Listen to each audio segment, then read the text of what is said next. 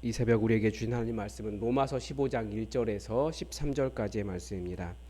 로마서 15장 1절에서 13절까지의 말씀입니다.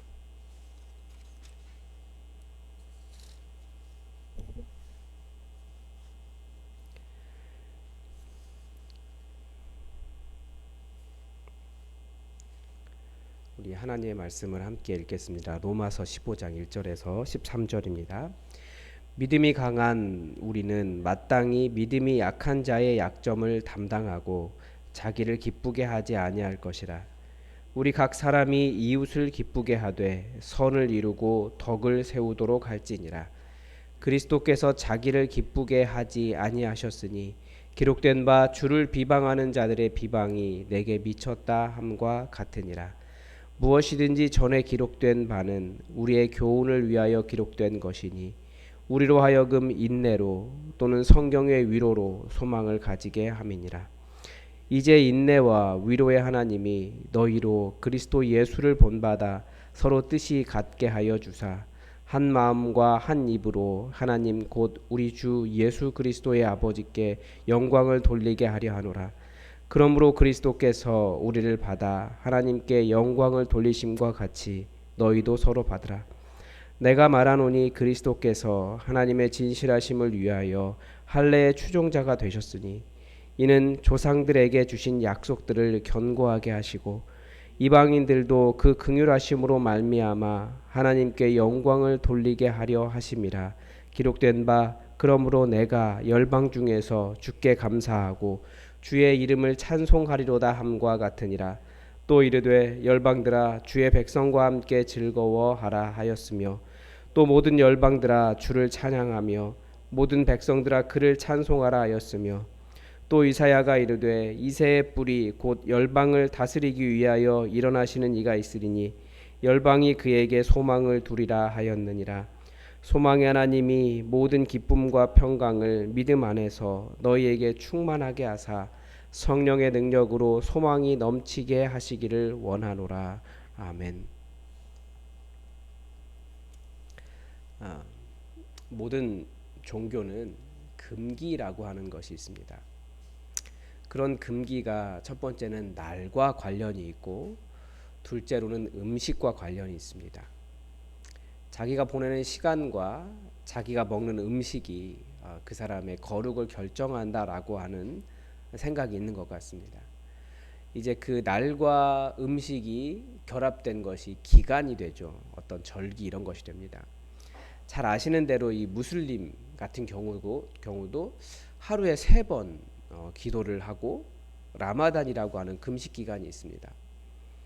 그런데 또 잘 아시겠지만 이 라마단 금식 기간이 좀 재밌습니다.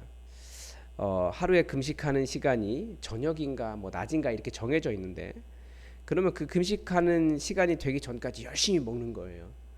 만약에 저녁부터 금식을 한다 그러면 낮 동안 열심히 먹는 거죠. 그건 좀 독특한 것 같습니다. 그리고 또 무슬림은 돼지고기를 먹지 않습니다. 또 먹으면 안 되는 음식인가 해서 뭐 할랄 푸드인가 하는 그런 규정이 있습니다. 뭐 힌두교도 뭐 소를 먹지 않는다 그러잖아요. 그래서 소가 막 이렇게 길거리를 차지하고 있고 신이라고 생각을 해요. 만약에 그런 규정을 지키지 않으면 어떻게 됩니까? 정죄를 당하고 맞기도 하고 심지어 죽기도 합니다. 그러면 우리는 어떨까요? 우리도 절기와 음식의 구별이 있습니다. 주의를 열심히 지키고 또 어떤 목사님들은 전도를 하는데 술을 마시는 것이 필요하다 이렇게 말할 정도로 우리는 술과 담배에 대한 금기가 있습니다.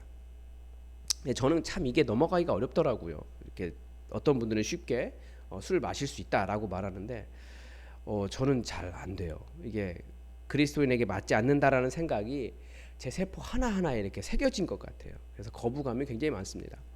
그러니까 누가 보지 않아도 안 돼요. 반대로 외국의 그리스도인들은 이게 전혀 문제가 되지 않습니다. 그래서 어떤 그리스도인 그 굉장히 유명한 그 작가 글을 쓰는 그리스도인인데 담배 이렇게 딱 물고 사진을 찍어놓은 게 있어요. 그러면서 이제 젊은 시절에 대학 시절에 그 사진 보면서 저 사람 진짜 그리스도인이 아니냐 뭐 이런 얘기들을 했던 것 같습니다. 이게 기준에 따라 다 다릅니다. 그, 그 한국 교회가 만든 이 술과 담배의 문제는 한국 교회가 만든 음식에 대한 그런 거룩의 법인 거죠. 그런데 종교는 그런 규정, 율법을 계속 만들어 갑니다. 뭐 한두 마디로 설명할 수는 없지만 어제 청년들과 복음 중심의 삶에 대해서 첫 번째 공부를 했는데 인간에게 있는 죄성과 자기의 때문이라고 말할 수 있습니다. 하나님의 거룩하심은 축소하고 나의 죄성도 축소해서 나는 거룩한 사람으로 드러내고 싶기 때문에 그런 겁니다. 그러니까 어떤 음식을 먹느냐 안 먹느냐로 하나님의 의로우심이 축소되지 않고 또 우리의 죄성이 줄어드는 것도 아닌데 또 오히려 그런 것들 때문에 다른 사람을 정죄한다면 그건 음식 때문에 우리가 만든 규정 때문에 죄성이 더 잘 드러난 것밖에 되지 않는데 인간은 계속해서 그런 식으로 하나님의 거룩하심은 음식 수준으로 축소하고 나의 의로움은 어떻게든지 이렇게 음식 먹느냐 안 먹느냐로 높이고 싶은 그런 인간의 한계가 있는 겁니다. 지금 우리가 보는 이 로마서는 복음을 알게 되었으면 어떤 관계, 사람과의 관계가 어떻게 되어야 하는지를 설명해 주는 성경입니다. 그래서 그제 본문은 이 믿음이 연약한 자를 이해해 줘라. 또 낙심하지 않도록 비판하지 말라라고 말합니다. 그 문제를 먹을 것 가지고 설명하는 거예요. 사랑하는 형제를 비판하고 믿음이 연약한 자를 이해하지 못하는 문제가 겨우 먹을 것이었냐 이런 말인 거죠. 또 남을 비판하는 문제도 남을 비판하지 말고 자기 문제만 하나님께 아뢰라. 남 이야기 막 하지 말고 자기 문제만 하나님께 아뢰라는 거예요. 그래서 제가 반성을 많이 했습니다. 또 어제 본문은 형제를 시험에 들 만한 것을 그 앞에 두지 말아라. 근데 그것도 음식에 관한 거예요. 제가 술에 대해서 전혀 유혹을 느끼지 않아서 참 다행이라는 생각을 해요. 근데 나는 자유롭다라고 하면서 술을 막 마시는 그런 분들을 보면 성도들을 보면 다른 믿음 연약한 사람들이 보면 한국 교회는 술을 잘 안 마시는데 저분은 막 열심히 마시네. 그러면 당연히 믿음이 연약한 자가 그 앞에 걸려 넘어질 것이 있는 거예요. 그거 걸려 넘어지는 거죠. 그렇게 하면 안 된다라는 거예요. 그런 일이 바로 형제 앞에 부딪히는 것이나 거칠 것을 두는 것과 같습니다. 이런 권면을 하면서 말씀이 있습니다. 하나님 나라는 먹는 것과 마시는 것이 아니요 오직 성령 안에 있는 의와 평강과 희락이라. 그러니까 먹는 것의 문제는 아니라는 거예요. 그런데 그러니까 그 먹지 마라, 뭐 먹어라 이런 것 때문에 하나님 나라가 진행되는 것을 방해하지 말아라라는 말이 될 수도 있는 거예요. 그러니까 그런 것 때문에 또 낙심하거나 실망할 필요도 없지만 또 그것 때문에 사람들에게 뭐 너는 먹느냐 안 먹느냐 그러면서 하나님 나라를 자꾸 그런 것으로 축소하지 말라는 거죠. 하나님 나라는 성령 안에 있는 의와 평강과 희락이다. 이게 이제 어제와 그제 본문의 핵심입니다. 그리스도께서 대신해서 죽으신 형제를 너의 음식 때문에 망하게 하지 말라. 그러므로 복음을 알면 자유가 있기 때문에 다른 사람을 더 자유롭게 해줄 수 있다라는 건데 또 다시 하는 말은 복음을 전하기 위해서 나의 자유를 제한할 수도 있다라는 거죠. 그러므로 우리가 화평의 일과 서로 덕을 세우는 일에 힘을 쓴다. 음식으로 말미암아 하나님의 사업이 무너지지 않게 하라. 이렇게도 권면하고 있습니다. 또 자유를 주면 이제 방종한 사람이 나타나서 문제이긴 한데요. 그래도 정죄보다는 사랑이고 하나님 나라를 겨우 음식이나 몇 가지 규정으로 축소시키지 말고 나아가 하나님을 섬긴다고 하면서 다른 사람 얽어매는 사람 되지 말라라고 가르쳐 줍니다.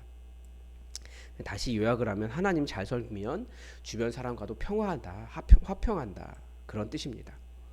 그러니까 지금까지 아마 한국 교회가 놓친 것이 이런 것인 것 같습니다. 하나님께는 잘했어요. 흠이 없어요. 예배도 잘 드렸어요. 그런데 우리가 자꾸 관계를 놓치면 그게 어려움이라는 거죠. 그래서 신앙이 좋다고 하는 사람은 기도 유창하게 하고 교회 일에 열심을 내는 사람이라고 우리는 배워왔지만 그런데 주변 사람에게 덕이 되지 않고 공동체를 세우지 못하면 절반만 성공이다라고 가르쳐 줍니다. 참 많이 무서운 말씀인 것 같아요. 로마서는 그런 사람은 교회 안에 들어와 있지만 믿음이 좋은 것이 아니다, 이렇게 단호하게 말합니다. 그게 어제 본문의 마지막 구절인 23절과 같은 표현입니다. 이는 믿음을 따라 하지 아니하였기 때문이라. 믿음을 따라 하지 아니하는 것은 다 죄니라. 그러니까 관계가 어그러지고 누군가가 나 때문에 상처를 받고 힘들어하면 정말 회개 많이 해야 된다라는 뜻입니다. 그리고 오늘 본문이 이어집니다. 공동체가 서로 잘 살아가려면 무엇이 필요한가? 믿음이 강한 자가 믿음이 약한 자의 약점을 담당해라. 교회가 왜 분란이 일어나느냐, 여기에 대한 답이 될 수도 있습니다. 교회가 왜 분란이 일어납니까? 로마서는 믿음이 강한 자 때문이라고 말해요. 믿음이 강한 자가 약한 자의 약점을 담당하지 않고 자신의 확신을 믿음이 약한 자에게 강요하기 때문이다. 지금 이게 그런 경우입니다. 믿음이 강한 자는 믿음이 약한 자를 이해하고 그들의 약함을 품고 그들이 잘할 수 있도록 해주어야 된다라는 거죠. 예를 들면 우리가 아기가 태어나면 모든 것을 부모가 다 해줍니다. 일어서지도 못하고 변을 가리지도 못하고 밥도 혼자 못 먹습니다. 배고프면 아무 때나 옵니다. 그럴 때는 당연히 강한 어른이 돌봐주고 그 연약함을 담당해줘야 아기는 성인으로 성장할 수 있습니다.